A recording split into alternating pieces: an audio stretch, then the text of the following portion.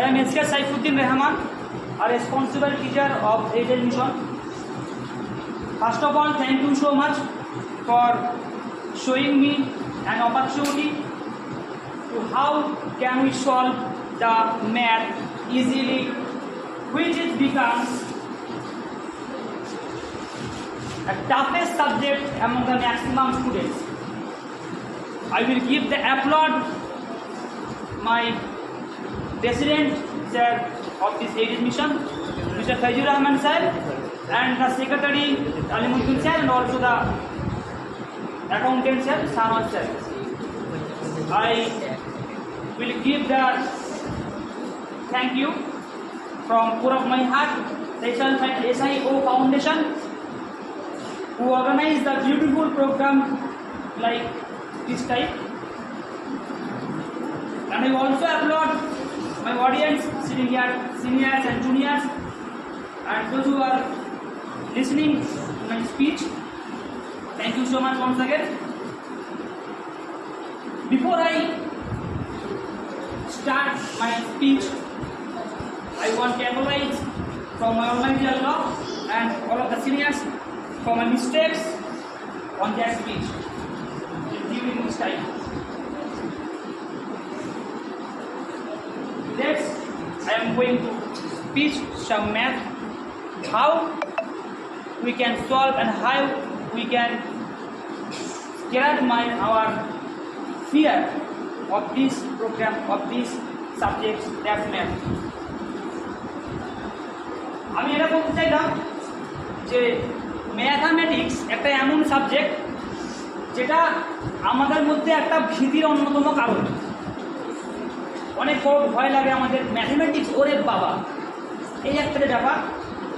সেই ব্যাপারটা এমন কিছু নয়, আমরা যদি জানতে পারি, বুঝতে পারি যে ম্যাথামেটিক্সটা কী জিনিস, অ্যাকচুয়ালি আমরা ম্যাথামেটিক্স কেন শিখব, অ্যাকচুয়াল ম্যাথামেটিক্সের সঙ্গে শিখে আমাদের কী যায় আসে বা কী লাগে, তারা দেখবে ম্যাথামেটিক্সটা আমাদের কাছে একটা ভয়ের কারণ থেকে বেশি একটা ইন্টারেস্টিং সাবজেক্ট হিসাবে মনে হবে। ব্যাপারটা কীরকম বলতে চাইলাম আমি, মানে আমাদেরকে সাবজেক্ট হিসাবে ম্যাথামেটিক্সের সঙ্গে আমাদের লাইফকে রিলেট করতে হবে। আমরা অঙ্ক মানেটা কি আগে একটু বুঝে নিই। What the meaning of this mathematics subject, অঙ্ক মানেটা কি? অঙ্ক মানে কিছু নয়, একটা প্রবলেম মানে একটা সমস্যা, সেটা আমাদের লাইফে যে কোনোভাবে যে কোনো সময় অ্যারাইজ হতে পারে। অ্যাক্সিডেন্ট যে কোনো সময় আসতে পারে, তাই না? অ্যাক্সিডেন্ট যে কোনো সময়তেই ঘটতে পারে। সেই প্রবলেম থেকে, সেই জায়গা থেকে আমরা বেরোবো, সেটা কীভাবে বেরোবো, সেই জায়গাটার জন্যই অ্যাকচুয়ালি আমরা ম্যাথামেটিক্সটা শিখি। And an ideal teacher will be a friend, philosopher and guide. এখানে কোথাও বলা নেই যে অঙ্ক শেখাবে, বাংলা শেখাবে, ইতিহাস শেখাবে, ভূগোল শেখাবে। Friend, philosopher and guide. First of all friend হতে হবে, দেন আমাদের ফিলোসফি শিখতে হবে। ফ্রেন্ড মানে কি? ফ্রেন্ড মানে এরকম নেই চাঁদি মারামারি ফ্রেন্ড। ফ্রেন্ড মানে কীরকম? ফ্রেন্ড মিনস তোমাকে তোমার মনের ভাবটা প্রকাশ করবে যাদের সামনে, সেটা হচ্ছে তোমার প্রথম সাবজেক্ট, তোমার স্যার, তোমার টিচার, ওটাই তোমার প্রথম সাবজেক্ট। সেই সাবজেক্টের প্রতি তোমাদের দক্ষতা বাড়াতে গেলে তোমাদেরকে একটু ভীতিটা কাটাতে হবে। দেখো আমরা বিভিন্ন সময় লাইফে চলার পথে হোঁচট খাই, বিভিন্ন সময় লাইফে চলার পথে এমন সময় এমন জিনিস অ্যাক্সিডেন্টাল হয়ে যায় যেখানে আমাদেরকে আমরা ভাবি, আমরা পাজেল হয়ে যাই যা কীভাবে করতে পারি, তাই না? আমরা চাই অঙ্ককে তোমরা শুধুমাত্র ওই রকম P=I/100 এরকম ফর্মুলা ভিত্তিক না করে অঙ্ককে বাংলা ল্যাঙ্গুয়েজের মাধ্যমে শিখে নাও।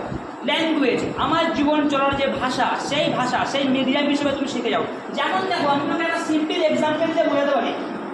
ধরো আমরা ফ্র্যাকশন বা ভগ্নাংশ শিখেছি,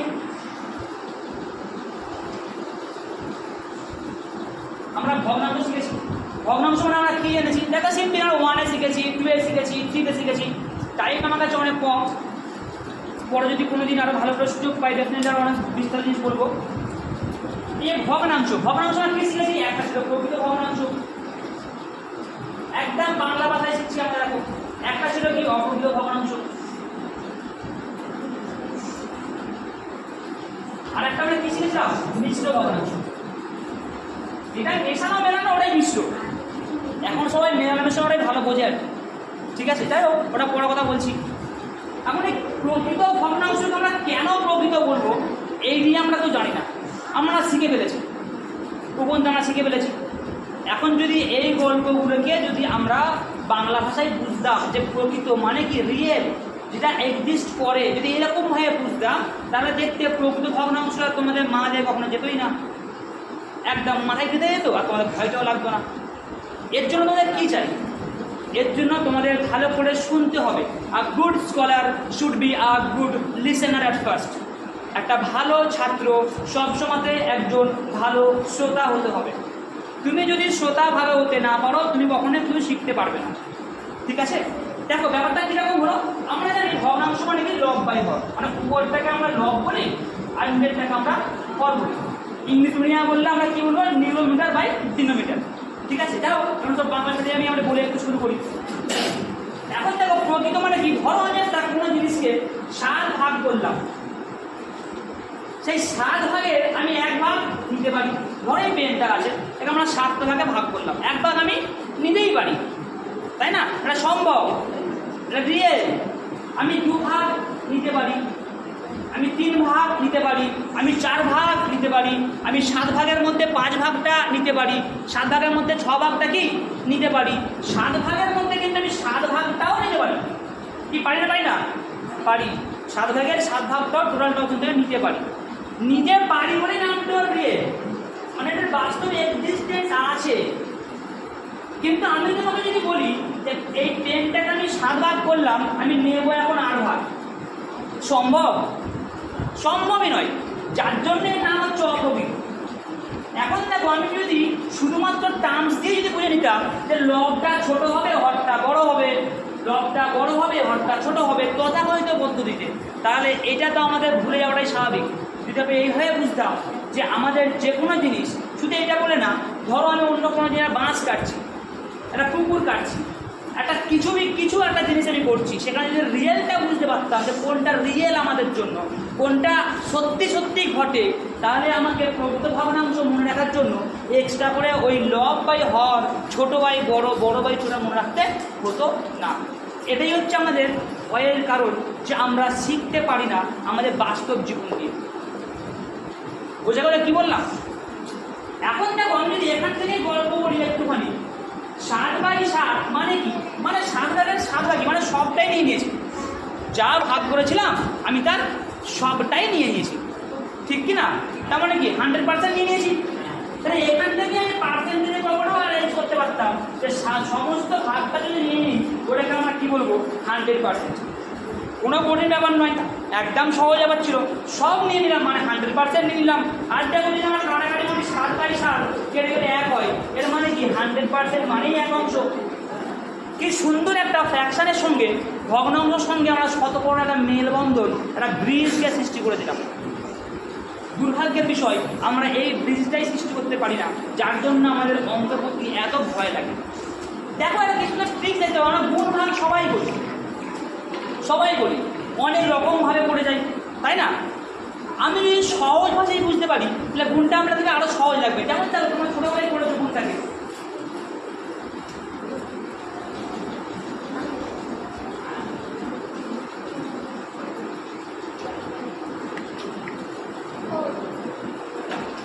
যেমন দেখো আমরা ছোটোবেলায় কী গুণ করেছিলাম, ধরো আমি বলছি 23 দিয়ে গুণ করছি 115কে, সাপোজ। তা আমরা কী করতাম, সেই 115 উপরে লিখতাম, নিচে 23 লিখতাম, দিয়ে গুণটা করতাম, আবার 3-এর নামটা করতাম, টেবিল করতাম, 2-এর টেবিল করতাম, করে একটা যোগ, আবার যোগ করতাম, করে একটা বড় করে করতাম। আচ্ছা আমি এটাকে একবারের জন্য কেন ভাবছি না যে 100 মানেটা কি, 115 মানে 100 যোগ 15।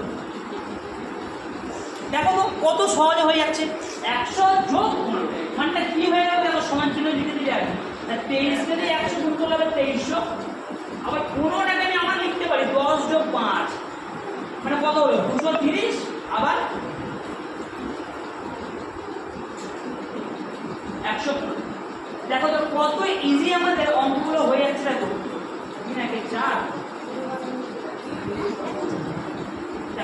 গুণ করলাম আর 2 6 4 5 এসে গেল। আমাকে কোনোভাবে টেবিল করতে হলো না, কোনোভাবেই যোগ করতে হলো না, কোনোভাবেই কিছু করতে হবে না, আমি ইজিলি সলভ করে দিলাম যে এইটার মানটা কী হয়ে গেল। তাহলে আমাকে এই ছন্দ বুঝতে হবে যে আমি কিভাবে ডিভিশন করতে পারি, কিভাবে মাল্টিপ্লিকেশন করতে পারি, কিভাবে গুণ করতে পারি, কিভাবে ভাগ করতে পারি। বোঝা যাচ্ছে আমি কি বলছি? দেখো আমরা এই গুণটাকে আরেকটা অন্যভাবে করতে পারি। দেখো সেখানকার জীবন যত শিখবে তত তোমার ভালো লাগবে, যত শিখবে তত তোমার ভালো লাগবে। ঠিক দেখো আমি এই গুণটাকে অন্যভাবে করতে পারি। কীভাবে করবো? একটা মেথড দেখে নাও, ট্রিক্স মেথড।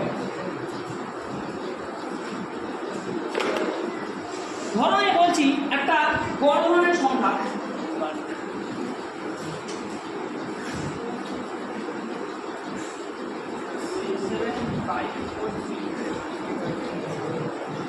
এখন এই মাল্টিপ্লিকেশনটা আমি করবো, এখন আমি এই গুণটাকে করবো। এই গুণটাকে আমি কীভাবে করবো? এখন সেই তাহলে 11 দুগুণে 22, 11 দুগুণে 33, আবার আমাকে 11 নামটা করেও বা 1-এর নামটা করে করতে হবে, তাই না?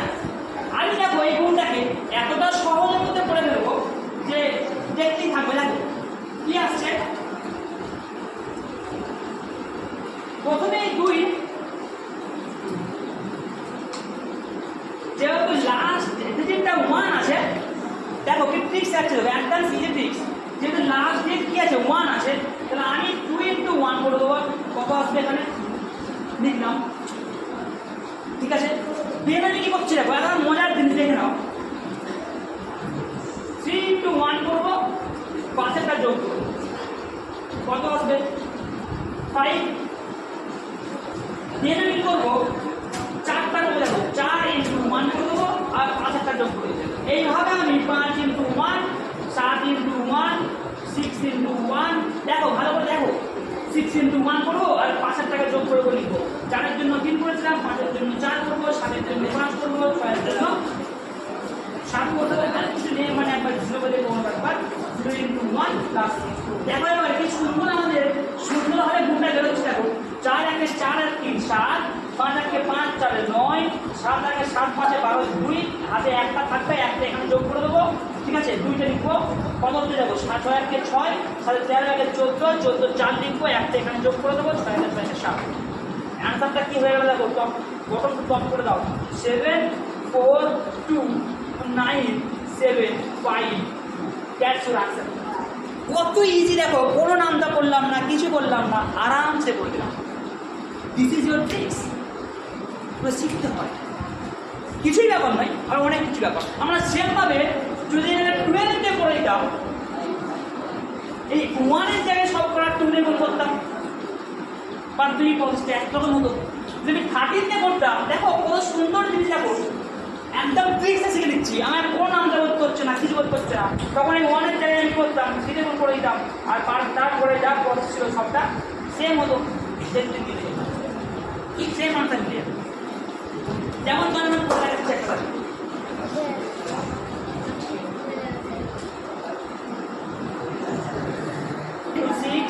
আবার দেখো লুক অ্যাট দ্য বোর্ড, দেখো কোন সুন্দর সিস্টেম শিখছো। দেখো বোরিং করে দেখো, মানে ইন্টারেস্টিং জিনিস, নতুন জিনিস শিখছো। দেখো তো কেমন লাগছে। 4 × 6 লিখবো, 6 × 6 লিখবো, আর 5 × 6 লিখবো। যতগুলো ডিজিট আছে সবাইকে আমি তার সিঙ্গেল ডিজিটে গুণ করে দিলাম, দিয়ে কি দিয়েছিলাম আমি প্রত্যেকটা ডিজিটের পরে আমি যোগ করে করে যাবো।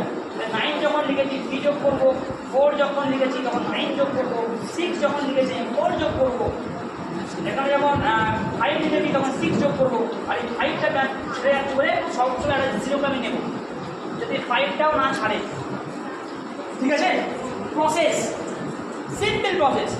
এই বসছে ক্যারি করছে কত 1টা এখানে টাচ করে দাও, কত হয়ে গেল 54, যাবে 58 লিখে দাও ওখানে, 8 নেবো। কি ক্যারি করছে 5, চলো 5 বসিয়ে দাও। কি আসছে 24, 9 কত হয় 33 নাকি?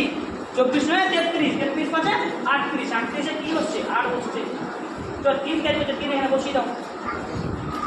36 40 43, 43 43, 3 বসবে, চলো 4 ক্যারি করছে, 4টা এখানে বসিয়ে দাও। Simple, so easy. 30 36 যারে 40, চলো 40 0 বসলো, 4টা ক্যারি করছে, এখানে বসিয়ে দাও। কত হচ্ছে 6 0 0 5 4 9। তাহলে আমাদের আনসারটা হবে কি, ডাউন সেট তুলে দাও, কত হচ্ছে দেখো 903 90388. That's your answer.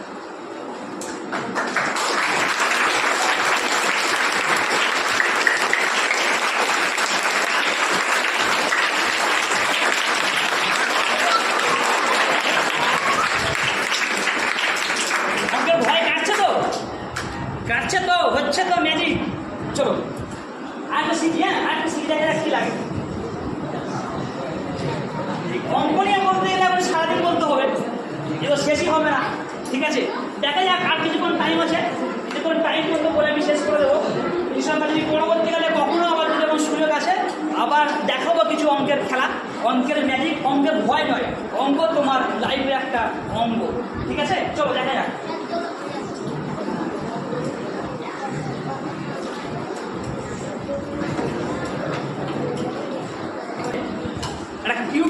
কিউবের ট্রিক্স ধরো আমি জানি 2 কিউব মানে কি 3টে 2, তুমি ঝপ করে বলে দেবে এটা মানে 8 নাকি গো? আমি 3 4 5 6 7 8 এগুলো পারবো, এগুলো আমি পারবো, কিন্তু আমি 11 12টাও চলবে। এবারে যত আপস উঠবো কিভাবে ধরো আমি বলে দিলাম 17 কিউব কি গুণ করতে হবে, তাই না? তোমার কি করতে হবে? গুণ করতে হবে। আমি দেখো এর গুণটাকে এইভাবে করবো না, আমি এটাকে সিম্পল ভাবে করবো। কিভাবে দেখো এটা কি রেশিও আছে? 1:7 রেশিও নাকি? 1:7, 1 আর 7, ঠিক কিনা? আমি যেটা করবো সেটা কি, সেটা এইটাকে আমিও কিপ করবো আর এটাকেও কিপ করবো, কিপ করে আমি বসাবো। কিভাবে বসবো এক ভালো করে। একের কিউব কত হচ্ছে দেখো, কি সুন্দর মেথড থাকে একটা কিউবের। একের কিউব কত হচ্ছে 1, আর 7এর কিউবকে আমি সব জায়গা ছেড়ে একটু লিখে দেবো এখানে। 7 7 49, 49 আর 7 কত হচ্ছে দেখো,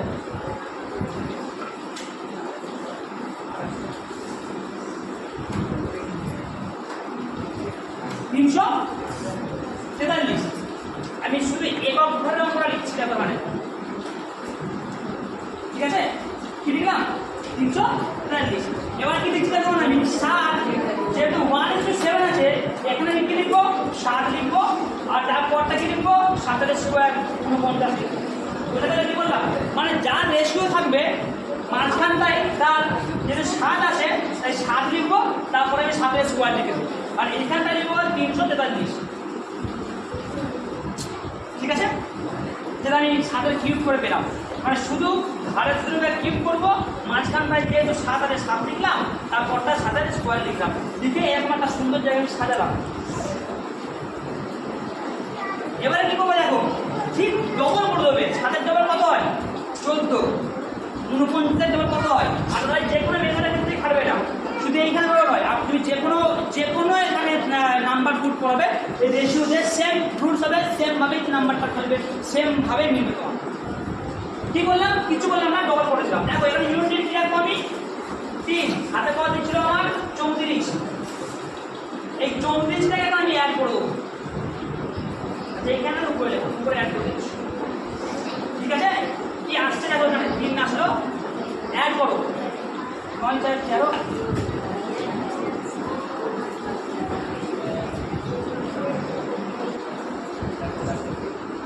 সরি 8 9 17, 17 তাহলে 21 1, আর দেখে 2 9 4 13 দিনে 16, 16 দিনে 18 নাকি 18। তো দেখো দেখো ভালো লাগছে, দেখো হেভি লাগবে। কি আসলে দেখো শুধু যোগ করে দিলাম, 300 দিলে যে 3টা বসালাম, 34টা এখানে যোগ করে দিলাম। দেখো গুণের গল্প তো যাচ্ছি না। ঠিক আছে, দেখো এখানে কি লিখবো আমি ইউনিট লিখলে শুধু 1, এই যে 18টা আছে এই 18টাকে আমি এখানে আবার অ্যাড করবো, এই 18টাকে আমি ওখানে এইখানে অ্যাড করে দিলাম। মানে কি আসলে আবার দেখে ভালো করে জানে, 4 7 11, 11 আর 8 19, 19 এর 9, 2 1 3, শুধুমাত্র 9টা দেবো, আর এই 3টাকে আমি এখানে আবার অ্যাড করে দেবো। যোগ করে কত হচ্ছে 3 1 4। তোমার আনসারটা কি হলো 4 9 1 3। তুমি যখন 17 এর কিউব করবে এই আনসারটা তোমার এখানে বেরোবে 4 9 1 3। বুঝতে পারলে?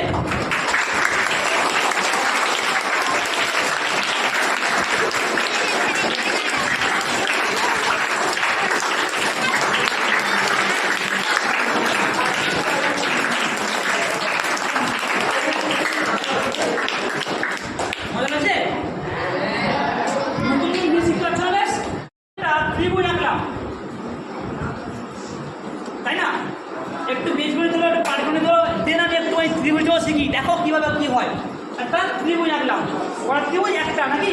যখনই মাঝখান থেকে একটা লাইন করলাম কড়া ত্রিভুজ হয়ে গেল না? একটা এইটা দুটো, আর একটা টোটাল বড় আছে না, কটা হয়ে গেল? তিনটে, মানে 2 + 1 = 3। সময় 2 + 1 = কি হলো? 3, তাই না? মানে আমি ভালো করে দেখো, যদি আমি এই লাইনটাকে আর একটা লাইন কেটে দিই তাহলে করা হবে। কি করে বলবো দেখো বলে 1 2 3, আবার দেখো এইখান থেকে একটা হচ্ছে 4, আবার দেখো এইখান থেকে একটা হচ্ছে 5, আবার দেখো এইখান থেকে একটা হচ্ছে 6। অনেক কতগুলো আমি কি করে বুঝবো? সিম্পল রুলস একটা, কি রুলস? আমি কটা লাইন টানলাম? একটা, দুটো, লাইন নাম্বার কটা? আমি কটা লাইন দেখো দেখো দেখো ভালো মজা লাগবে দেখো। কটা লাইন টানলাম? দুটো।